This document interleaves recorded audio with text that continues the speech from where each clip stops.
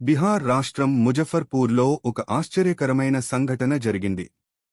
9వ తరగతి విద్యార్థి సైఫ్ అలీ తన బ్యాంక్ అకౌంట్లో 87,65,00,000 రూపాయలు ఉన్నాయి. సైఫ్ తన బ్యాంక్ అకౌంట్లో 500 రూపాయలు తీసుకోవడానికి స్థానిక సైబర్ కేఫ్కు వెళ్లినప్పుడు అతను బ్యాలెన్స్ చూశాడు. మొదట పొరపాటుగా చూశానేమో అనుకుని ఎప్పటికప్పుడు తన అకౌంట్ను చెక్ చేయడంతో అదే అమౌంట్ చూపించేది.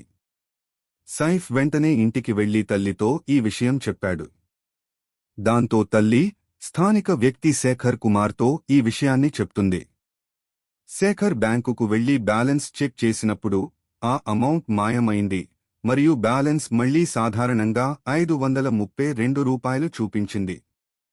తర్వాత బ్యాంక్ సైఫ్ యొక్క అకౌంట్ను ఫ్రీజ్ చేసింది మరియు ఈ పెద్ద మొత్తము ఎలా అకౌంట్లో చేరిందో తెలుసుకునేందుకు విచారణ ప్రారంభించారు.